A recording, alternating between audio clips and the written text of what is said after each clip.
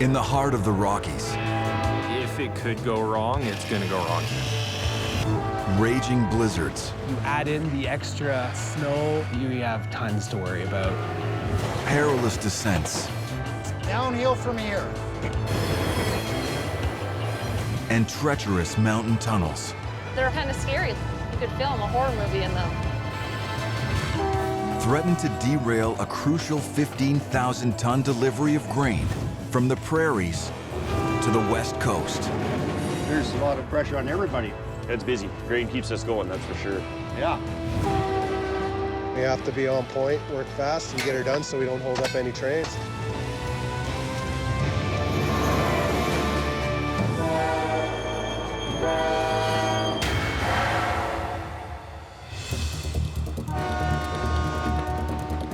That's just a ton of snow. High in the Rocky Mountains, intense blizzards have been hammering Canadian Pacific's railroad crews for 3 days non-stop. It's nature. You can't predict nature. As snow continues to pound the mountains, the teams fan out to fight back. 250 kilometers east of the snow zone, in the prairies, 1042 east, clear signal to Delmead. Out. We're descending right now. He's in charge of the train. Anything with the locomotives or power is mine. Conductor Sean Davis and veteran engineer Glenn Getz are hauling their 2-kilometer-long train to a grain elevator outside Calgary. We're holding 5,180 tons, and that's all empty grain cars at the moment. They've got 112 empty cars to fill with 15,000 tons of grain. They need to get this precious load 1,000 kilometers west across the country to the Pacific coast. From the pickup point outside Calgary, the crew must guide the heavy train up elevations of 1,600 meters into the heart of the ice-encrusted Rocky Mountains, down steep terrain, through winding mountain passes, to reach a transport ship waiting at the port of Vancouver. Any delay to the ship's departure will cost Canadian grain dealers as much as $25,000 a day in docking fees.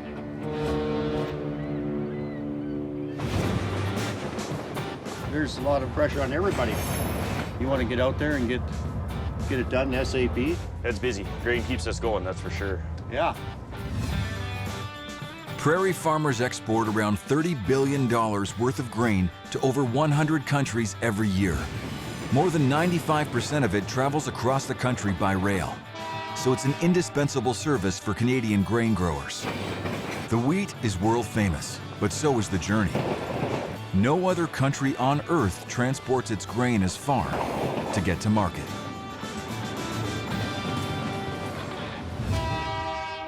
We're about 1.5 miles away. You can see the grain elevator on the left there. That's where we're going to be stopping. The quicker we get the job done, the quicker they can get the grain loaded and gone. Bottom line, we work as a team, so it's... That's right. I've got a job to do on the ground, he's got a job to do up here. Just get the job done as safely as we can, go home with all our fingers and toes.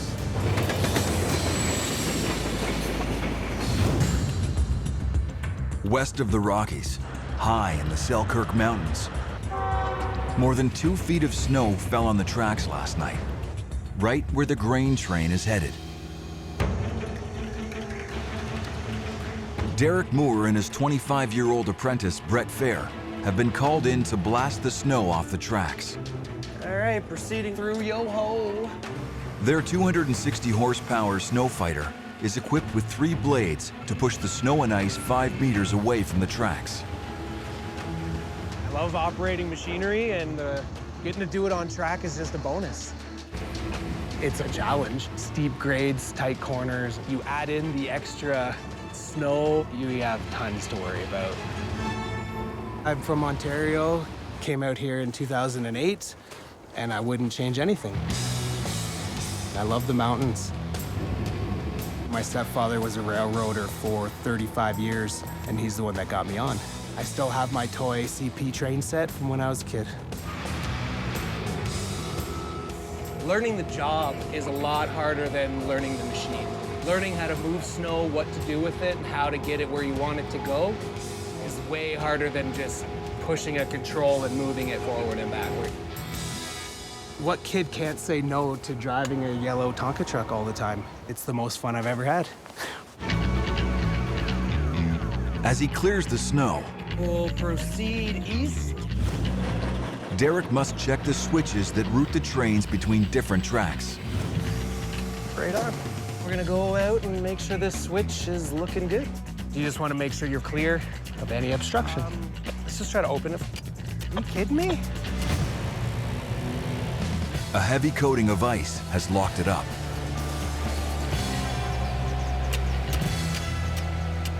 Man.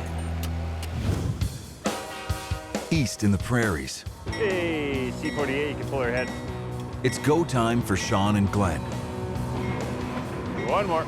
They have just 2 hours to set up their train. Obviously, you don't want this stuff sitting around because if you're not moving, you're not making money. About 10 more to a stop. Hey, stop it. C48, 5 to go.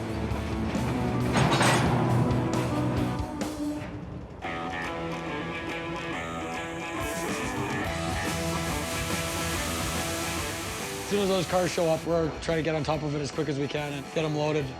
Steel cables drag the empty cars under the loaders that fill them with grain. You're at 2/3. Facility manager Cody Swear has to keep a close eye on all the moving parts.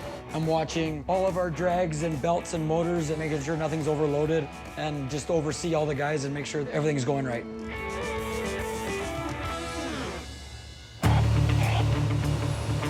If we take a bit too long here, then it's going to take longer elsewhere, and it's just kind of dominoes. It just kind of falls apart everywhere else and makes everything else delayed. This is Amber Durham. This is what we're shipping right now. It's going to be tight, but I think we'll get it done on time. So far, nothing's gone wrong. Every year, more than 400,000 cars get loaded here. One car alone is worth $30,000.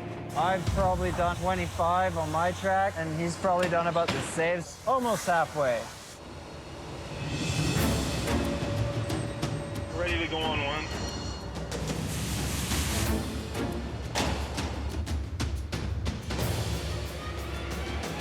Now what? Hey, Michael. Go ahead. Can you see if Brian's track's got a leaker there or no? Cody spots grain on the track. One of the cars is leaking. Hopefully Michael can get down there in a hurry because we're falling a little bit behind and we need to get going here. We really have no idea which car it is, so we're right on top of it. A leak can be pretty bad because it's going all the way back to the coast, so we could lose an entire car. And there's a lot of money in these cars.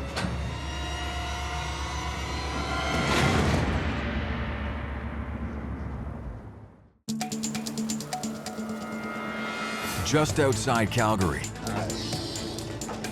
the hunt is on for a leaking grain car. Wait a sec. Right here, here's the leak.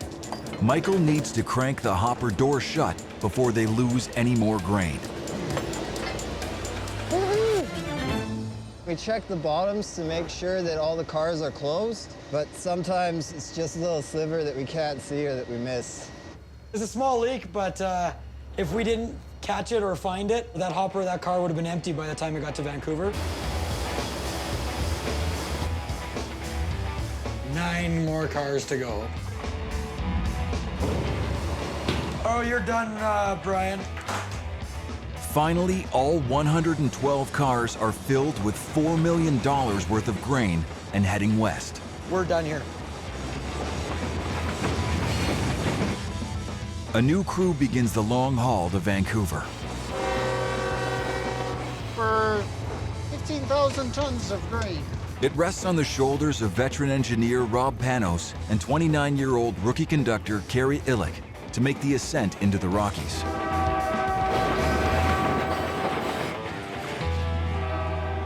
There's snow and ice buildup, so there is a struggle for sure. Just make sure you hang on.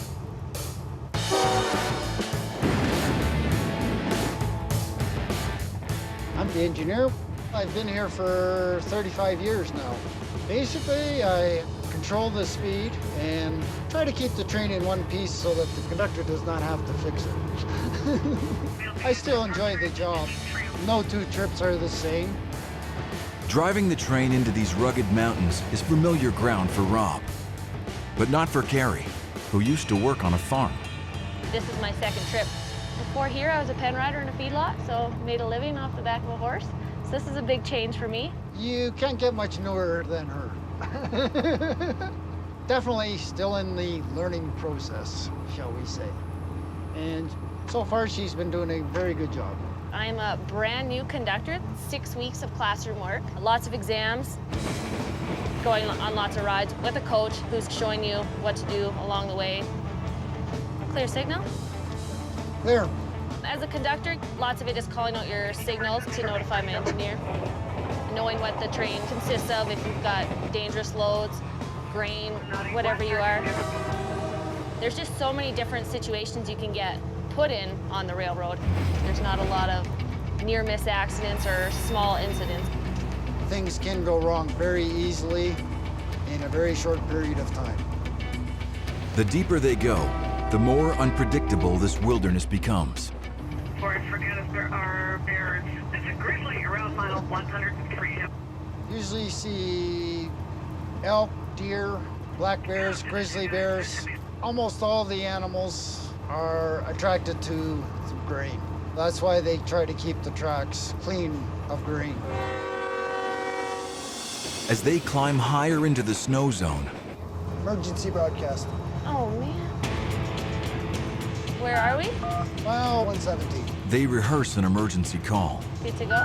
Emergency. Emergency test 8708 West is at mile 117, 117. They're a long way from any town. Radio contact here can mean the difference between life and death. Testing the emergency call. Over. Successful test, thanks for help. Successful test, thank you. It is a dangerous job. The equipment we're dealing with, the lightest piece is about 30 tons. You make a mistake around here, you're probably going to lose something. Hand, arm, leg, or your life.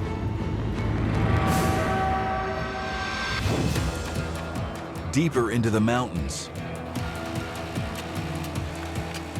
snow fighters Derek and Brett are still struggling to free a frozen switch. What a switch does, it just moves a point over to allow us to enter a siding track or continue straight on a main track. Let's just try to open it.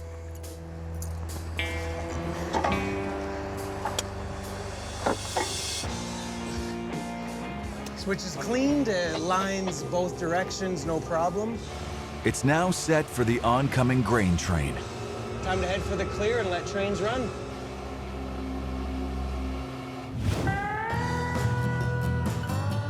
"2,500 kilometers east on the edge of the Arctic wilderness, the Ontario Northland Railroad is a crucial lifeline for people who live in the far north. Take it. The most extreme 300-kilometer-long section of this railway runs north from Cochrane, Ontario, up to Moosonee. Couple yet, clear. If the coal's not for you, you can't be a conductor. So you're outside half the time. You work at all the elements.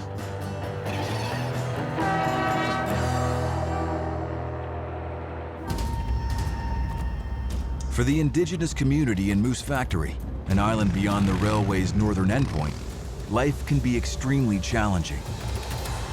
As a community, we experience a lot of polar bear sightings, and it's becoming more and more frequent.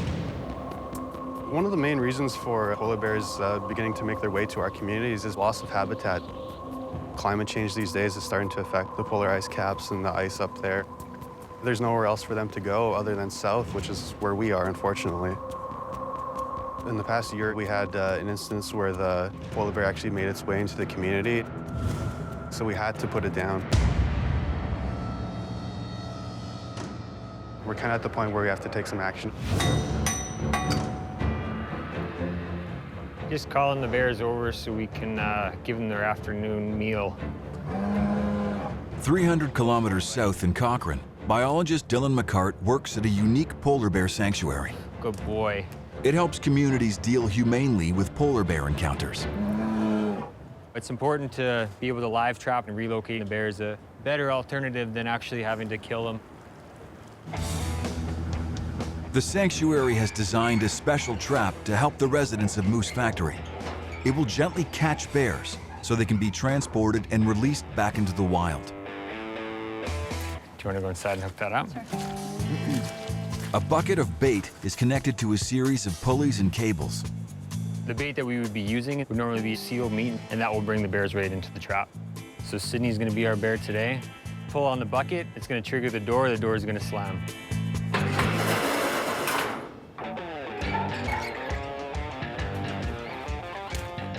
Just bringing the trap over to the train station right now, and it's going to be loaded onto their freight train. We're switching out the head end of the freight to go to Moosonee. From Cochrane, the rail crew will transport the trap 300 kilometers north, across the frozen Moose River and vast tracts of wilderness to reach the end of the line in Moosonee. From there, a helicopter pilot will airlift the trap across the icy James Bay estuary and deliver it to the island of Moose Factory. This will be the stuff that'll be on the head end. We'll get the guys to roll ahead. We're probably gonna roll it in backwards. Okay, sounds good. Be the safest method. Yeah. How is it on that side? Good? Yep, swing it up. Right up against the wall will be best. A little more. Good. Right there.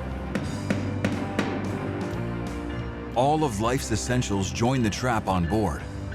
Snowmobiles, outboard motors, fruits and vegetables, all kinds of products. We get it shipped out on the freight train. The train heads north. The trap can't arrive soon enough for Moose Factory's residents. Polar bears are apex predators. They're not afraid of anything. We have a lot of elders in the community, a lot of children. It's very unsafe for our community members.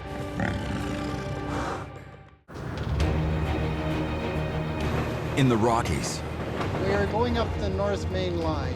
Rob and Carrie push the 3 locomotives powering the grain train to full throttle to climb Kicking Horse Pass. It takes an awful lot of power.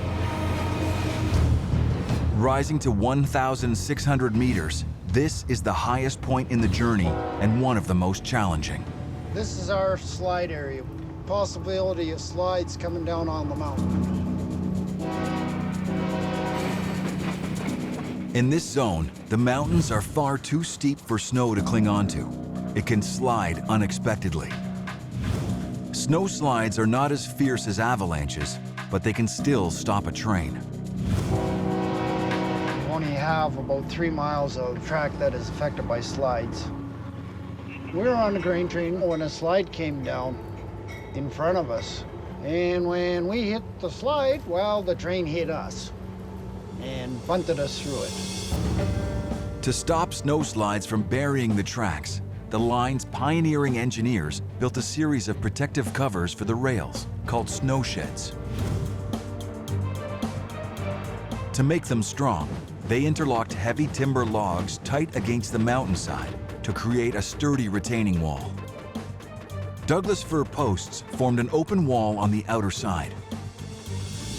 They braced the roof with supports and topped it with thick timber planks pitched at the same angle as the mountain slope above it.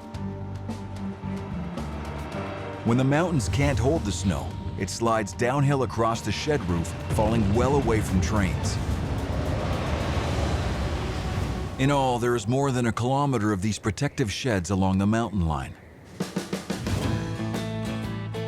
The original snow sheds were built through Rogers Pass in the 1880s. Teams of woodsmen cut massive trees from the mountain. To build the walls, they squared the logs with axes.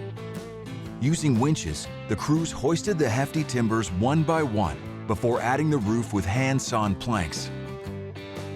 It took a full 2 years to build the initial 31 snow sheds. So far, enjoying the job. The scenery's fantastic. Railroad is the way to go.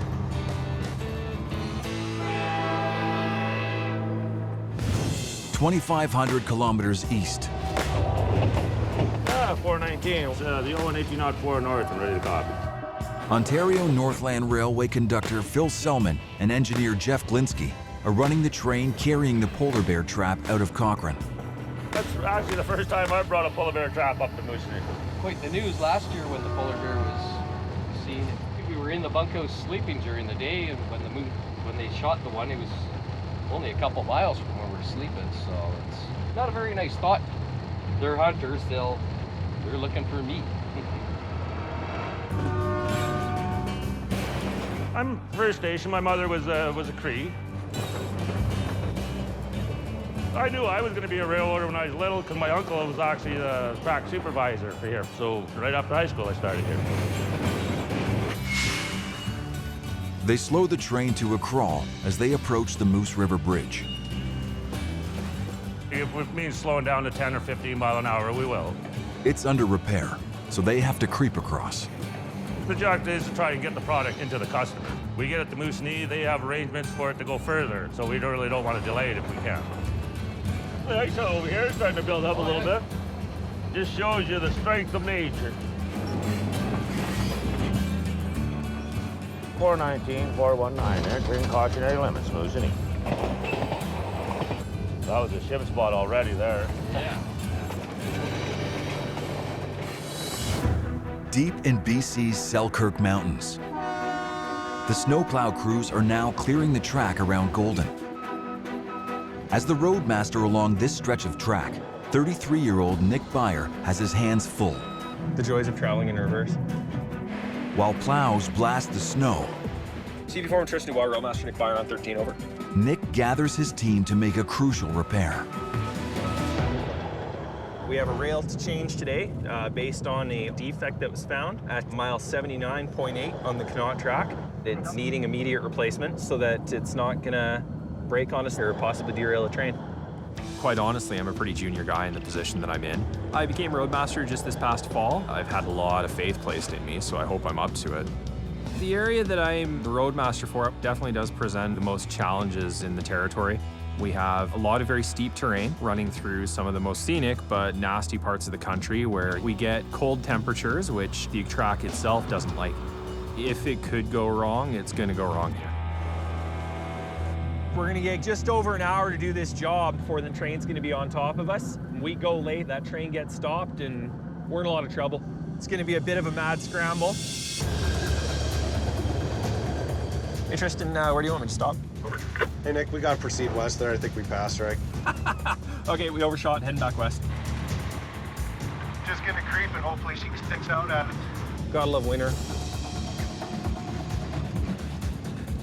We are proceeding to mile 79.93 on the Connaught track.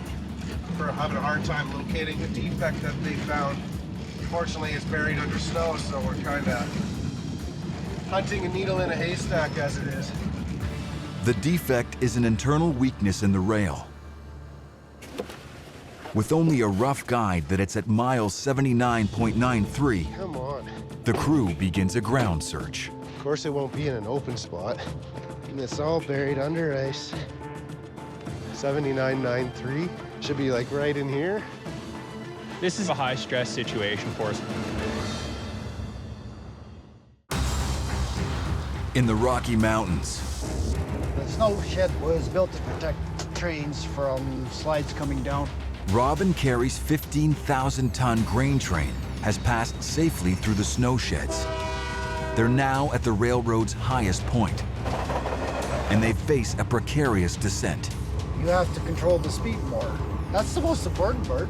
The only way down is through two long, narrow passageways carved deep inside the mountains. They're called the spiral tunnels. In about 1 mile, we will be entering the top spiral tunnel. They were built in 1908 to decrease the grade going down the mountain. The mountain grades are so steep in this zone that runaway trains often used to fly off the tracks. So engineers drilled and blasted two looping tunnels right through Cathedral Mountain and Mount Ogden. They reduced the incline by half using a corkscrew ramp for the trains. It took more than 1,000 workers 2 years to punch 2,000 meters of tunnel through the solid limestone.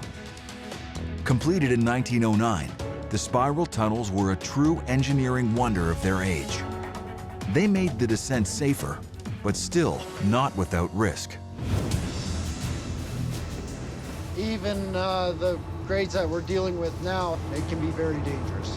This train here, we're 15,000 tons going down a 2.5% grade. Physics and gravity have a tendency to cause problems, shall we say, if things go wrong.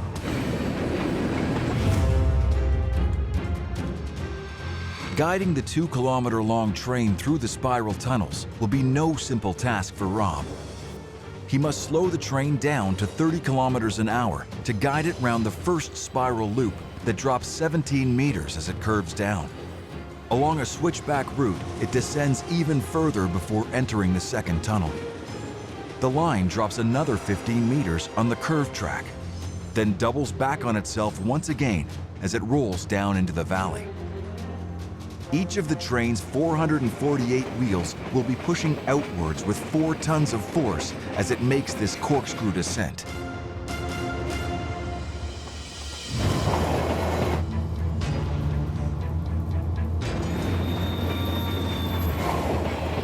We're going to be going downhill here very shortly. If I'm not careful as to what I do with the throttle, I can rip a train apart very easily. The next thing you gotta know, you got a derailment. It can get real messy real fast. The spiral tunnels, especially for someone like me who's just starting to go through them, they're almost kind of scary. Like you could film a horror movie in them. If something goes wrong, it's usually bad. There's not a lot of room for error at all. This is the entrance to the top tunnel.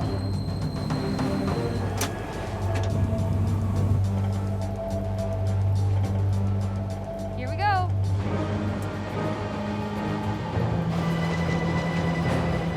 So you're in the top spiral tunnel. This might be tricky. All kinds of ice laying inside the tunnel. If we have problems inside the tunnel, then it becomes a major concern. In 1997, this 11,000-ton grain train entered the tunnel's first spiral curve too fast. 16 cars on the rear of the train flew off the track, remaining stuck inside the tunnel. The front 55 cars detached and kept going, gaining speed down the hill, before crashing off the track beyond the lower tunnel. The crew of 3 escaped unhurt, but 800 meters of track got badly mangled.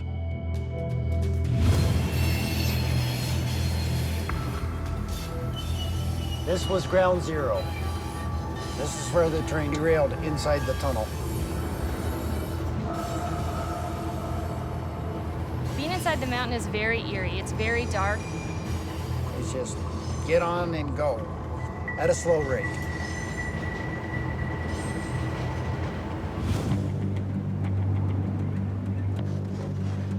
How deep's this snow? I have no idea.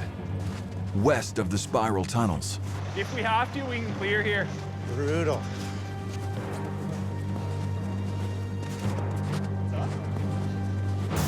Nick, right here. Here. Right there? Yeah. Okay. Nick's repair crew has found the defect. Okay, bring her in. We've come out here to make sure that we get this piece of rail changed out so that we can make sure that the line is safe. Guess we'll get to digging, eh? As it stands now, we only have about an hour of track time. It's tough going when the ground is frozen. I think the guys that work here are probably the best ones in the system because they work in one of the hardest parts of the system. There isn't train coming at us and we can't stop it. We got to get the goods flowing, so we need to make sure that we're clear of the track before the time that it gets here.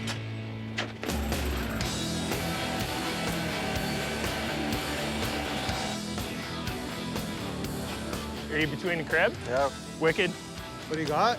18.6. Okay. How long is that rail? 25 feet. Do 25 feet. That's what I was thinking. Let's do 25. See that then? And then Jimmy Boy only has to make 2 cuts instead of 3. At a minimum, we have to replace 18 feet. In this particular respect, we want to do 25 because the rail we have is 25 feet, so we don't have to crop it. We save ourselves a cut. Coming down, Jimmy.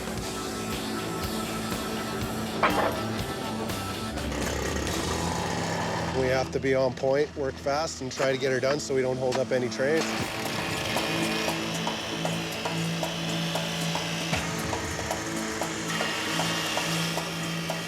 If we're not done, that train has to stop. If that train has to stop, goods aren't getting to the terminals on time. We just can't have that. It's not acceptable. Good to go up? Yep. Watch out there. Watch your feet. What's it holding on? A little bit that wasn't cut. We're under the crunch. We've got 20 minutes to half an hour, but it's gonna come down to the wire.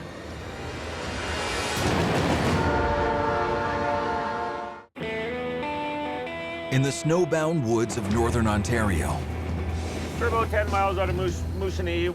Phil and Jeff pilot their train carrying the polar bear trap over the last frozen river and into Moosonee. We delivered the polar bear trap.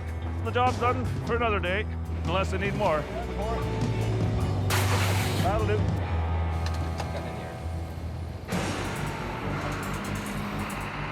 First one I've seen like this. Now it's the job of yard supervisor Steve Ludit to unload the polar bear trap. But as the forklift moves to lift it,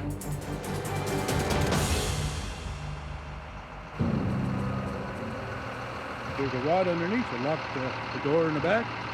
If we pick it up as it is, we'll bend it.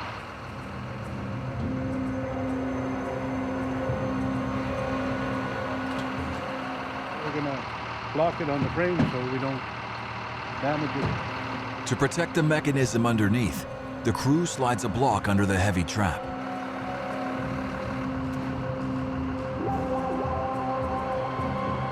Success.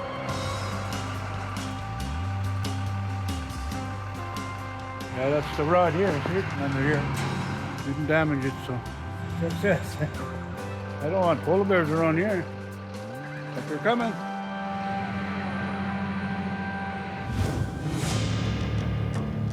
High in the Rocky Mountains,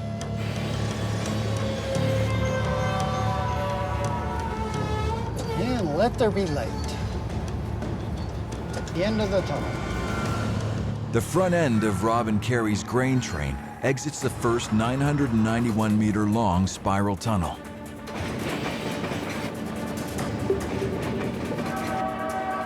One down, one to go. We're coming up to the entrance to the bottom spiral tunnel. The bottom tunnel is basically half of a figure eight. You go in and you come out right underneath yourself. For a train as long as Rob and Carrie's, they'll see the tail end of their train still going into the 891-meter-long tunnel as their front cab exits. If you look straight down, you'll see a track coming out of the mountain. That's where we're coming out of.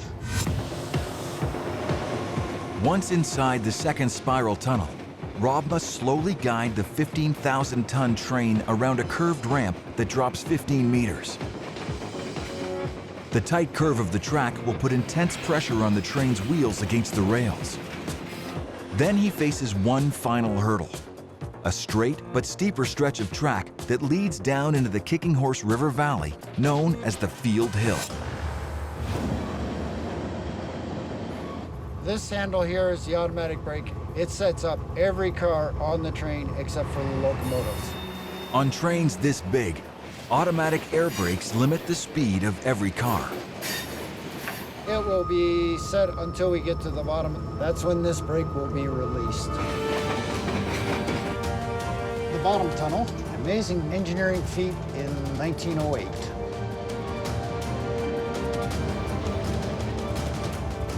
It's amazing that in 1908 that this was even possible.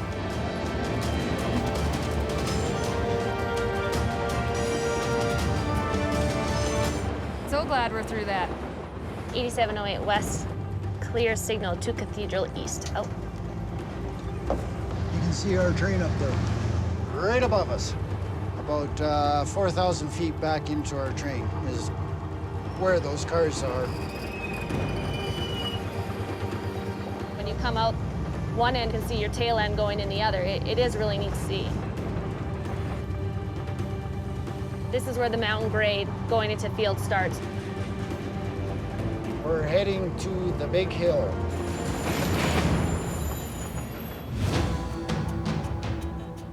You try more? That's it. There is a little bit that wasn't cut all the way through. That's holding, isn't it? Just ahead of Rob and Carrie's train, Tight. It's always tight. Nick's crew is fighting the clock to swap out a defective rail. You try and knock that spike under the rail while Keith lifts up on it. Come on, you. Perfect. Give her a little bop on that end. Good. That's it. That's good. Nothing beats a sledgehammer to solve this kind of problem. Okay, that's good for now. Let's get this new one in.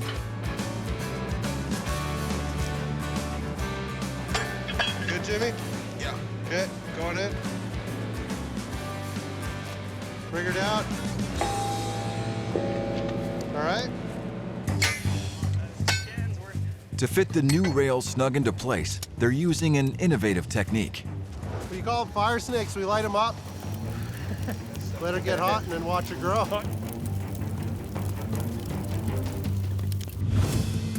The crew has to cut the new rail a few centimeters short of the gap that it needs to fill.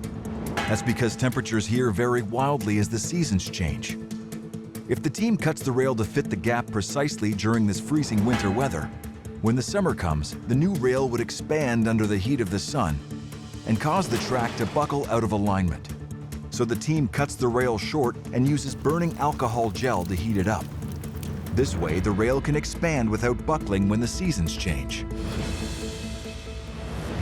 We have half an hour. Okay. The fire snake heats up the rail to the point where it expands so we can get our joint bars back on and everything will look good. We're under the crunch. Something goes wrong here, we're gonna be late. As the rail expands into position, Nick's crew pounds the final spikes into place. We have 3 minutes to be clear. Let's get the out of here.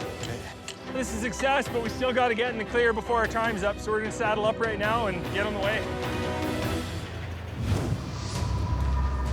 Just east of Nick's crew, We're about to start going down the hill. Rob and Carrie's next challenge is the tricky descent down Field Hill into the valley below. Sometimes you can get into very serious problems on the field hill. Biggest concern would be how well it breaks going down the side of the mountain. In the wintertime, the braking system does not work as well as it does in the summertime. Freezing temperatures can cause parts of the train's braking system to contract, reducing braking efficiency. Right now, I'm just conditioning the brakes, getting them ready to go down the hill.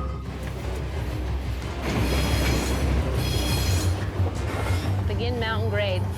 Downhill from here.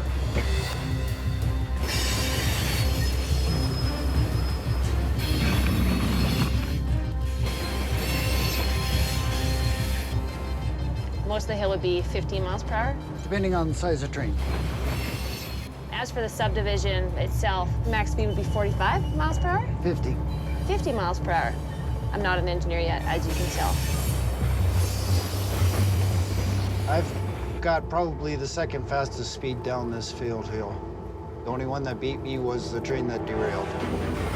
This train's not gonna lose that fight. 35 years experience gives Rob an innate feel for how far he can push his train. You gotta be cautious. That's where the other half of the train went over the side of the mountain. Where it went over the edge. Is it named after the conductor or the engineer? Named after the conductor. It's now known as Gilbert's Gulch. You don't want to have an accident on the railway because they'll name it after you. Well, that's a fair statement. Definitely is. We are arriving in beautiful downtown field. Every time I come on a train, the engineers have so much knowledge about the subdivision they work on, and they have their own way of getting their train down the hill safely. It's actually quite amazing.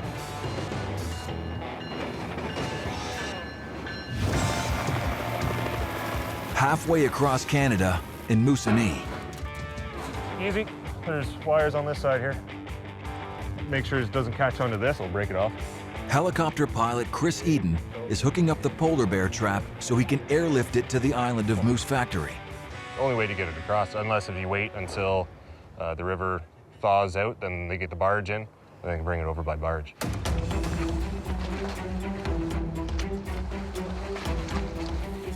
You want to just make sure that it's all equal and level so it flies nice. Because it gets pretty hairy at times when things can get spinning. It's rocking, swinging back and forth, so you feel all of that. But just as they gear up for takeoff, clouds threaten to obscure visibility. To see where he's going, Chris would need to fly beneath them at a level of just 200 feet. We have to be within gliding distance of shore if our engine fails. And if we're only 200 feet off the ground, you lose your engine, you might not make it, and that river's cold and it's moving pretty quick.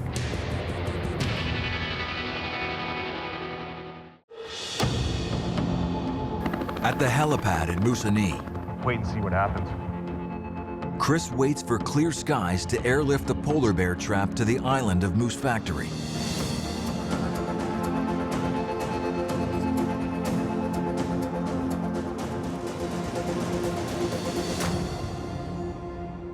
Right now it's looking better.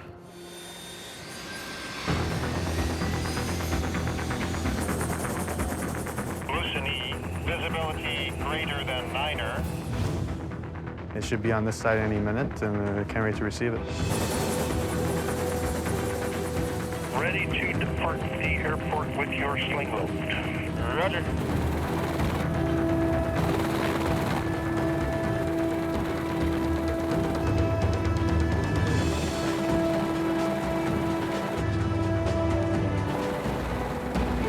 Simmons, Oscar Delta India is off expedition. Chris needs to keep the load steady. If it spins out of control over the icy river, it could bring the helicopter down.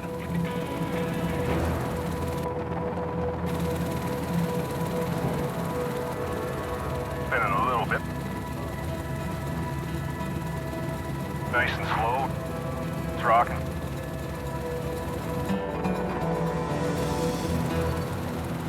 Hey, Moose Factory, I'm on my way with the load.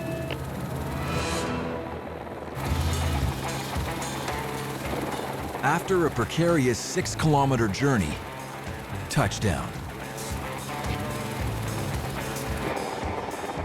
This spare trap made quite a journey all the way from Cochrane, Ontario via rail, via helicopter to Moose Factory, so I'm glad I made it in one piece.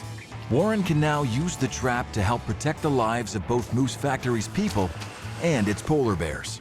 We're glad to take some positive action on the polar bear activity in the area and have a humane option to relocate these animals.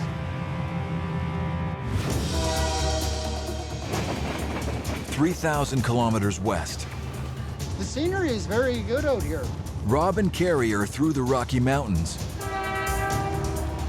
and across Nick's new track. This is one of those jobs where you have to have an open mind and continue to learn every day you're out here. It's just gonna take time. When you got someone who's willing to help, it makes your job so much easier as a new hire conductor. This is where we get off the train. It was a long trip, time to get some rest. Another crew handles the final leg of the trip into Vancouver. At the port, belts and chutes channel all 15,000 tons of grain into the ship's massive hull. Hey guys, good day today? Yeah. The grain can't sit idle in one spot or one tank for very long. We got to keep the process moving. We used to open these cars up manually. Now our operators can sit in a booth with a joystick and a computer screen. This is much like sitting at home playing a video game. This shipment will head to markets in Europe and the Middle East for pasta production. Canadian Pacific's heavy haul grain train has done its job. Safely transporting its precious load through tunnels from hell and ice-encrusted mountains to put food on tables across the world. All on account of the brave crews who battle the brutal weather to keep this crucial lifeline running. In the winter months on the mountains, the biggest challenges we have are winter itself, where you may have avalanches one day and then be fighting with an overnight snowfall of 6 feet the next. The pace that you operate at, the responsibility that's placed on you, Honestly, this job gets addictive.